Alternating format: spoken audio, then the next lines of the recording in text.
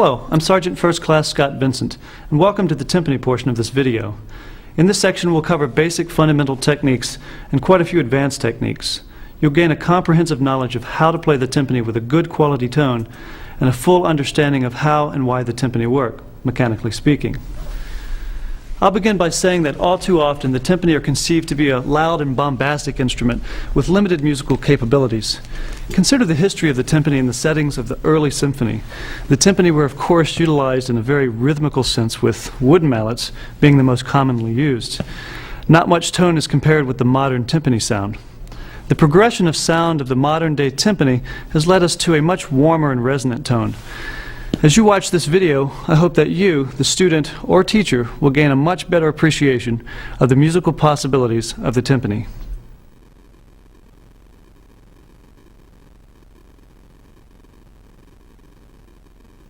Let's begin by assuming, as in the keyboard section of this video, that you can already read in bass clef. The first thing I would like to discuss is probably the most basic, yet the most ignored fundamental, the general setup of the timpani. First, in a basic set of timpani, there are 4 drums ranging in size from 32 inches to 23 inches in diameter. That's the most basic set: 32 inch, 29 inch, 26 inch, and 23 inches. The largest of the drums will be on the player's left, and the smallest will be on the player's right. Now set your body in position behind the 2 middle timpani, the 29 and the 26 inch, in such a way that you're most comfortable. Now with your eyes closed, move your right hand over to a comfortable playing position where the top drum would be. Open your eyes, and without removing your right hand from this position, pull the 23-inch drum into position. Now do the same thing for the 32-inch.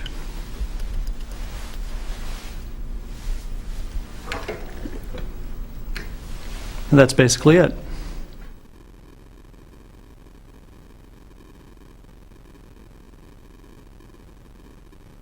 Now that you've got the timpani into position and ready to play, let's discuss the body position. And this is the section of the video where you may need to be most flexible in your thinking. Simply put, are you tall, short, or medium height? Either way, I recommend the sitting position.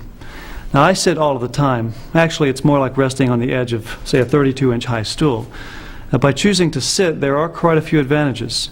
First, it's more comfortable for a tall person to approach the timpani from this angle, as opposed to, say, this angle. Not to mention much better for the back. And second, sitting for anyone will allow you to facilitate pedaling changes much easier. Now you'll find that modern day writing for timpani requires many fast pitch changes, sometimes while simultaneously playing on another drum. And so for this reason, I sit. Now for those who choose to stand, I can only guess it's because they're vertically challenged. And I'll bet you when they play something that requires a lot of pedaling, they use a stool, which in turn proves my point. Sitting is the way to go.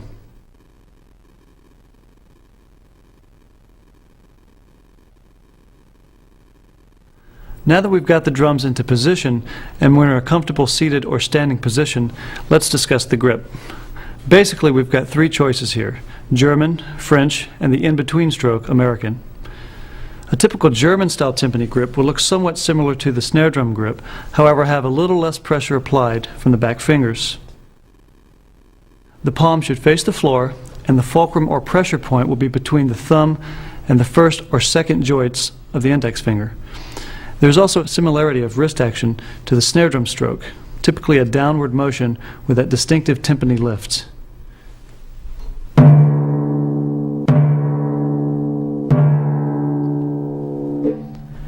The nature of this grip is to provide a strong, weighty sound that'll cut through just about any size ensemble. Next, there's the French grip. With the fulcrum in the same place as the German grip, turn the hands outward about 90 degrees until the thumbs are facing upwards. This grip allows for a more light-handed stroke, allowing the sound to be drawn out of the head.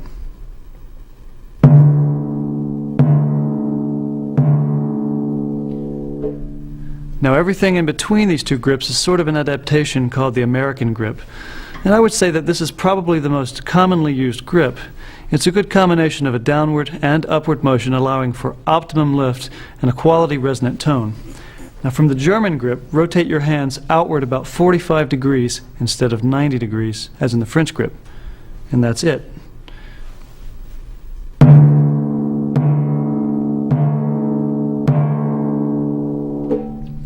Now you're probably wondering, what grip do I use? Well, I use all three. It all depends on what's called for in the music.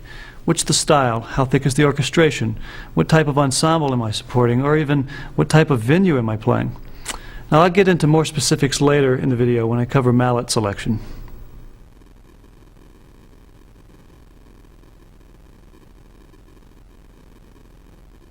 Now let's take a look at the position of the mallet on the head. In the down position, the mallet should be parallel to the playing surface, and the playing area should be approximately 3 inches from the rim, or roughly 1/4 the distance from the center of the drum.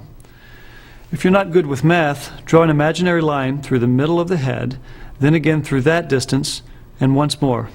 There's your beating spot. Also, try to pick an area directly in between two tension rods. I tend to find that the drum is more resonant in between rods as opposed to in line with one, especially if the drum is out of clear. By out of clear, I mean when one or more tuning spots is not identical in tension. I guess in a perfect world, when the head is absolutely in tune, it may not matter.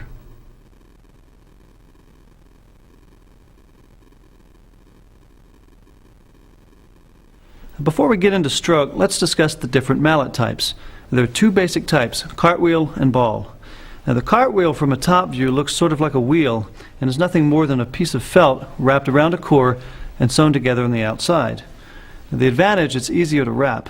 Disadvantage, the seam is visible and audible.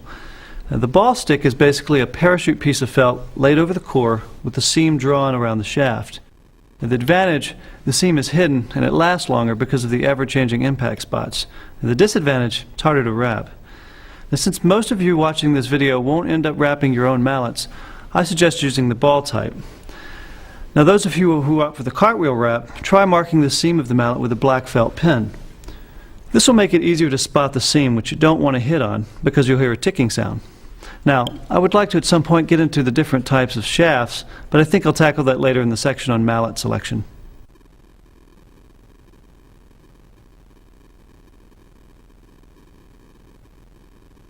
Let's now get into the real guts of this session, technique. If you haven't viewed the logistical section, it might be a good idea to look at the section on grip and playing area. I'd like to describe a good timpani stroke as one similar to a tennis ball, rebounding from a downward toss. And with the mallets in a perpendicular position to the ground, strike the head, imagining that tennis ball rebound. Now you can achieve this by lifting the mallets high off the head immediately after impact, drawing the sound out.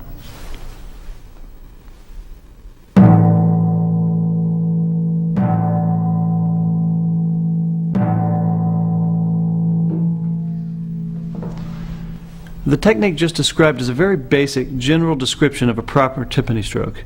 Within this, there are a few varieties that can really complement your arsenal of sounds. For legato sound, just leave the mallet on the head a little longer.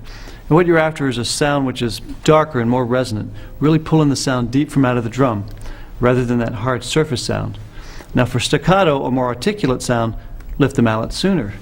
Now this would be a legato stroke, which really pulls the sound out of the drum. Just a nice slow motion to and from the head.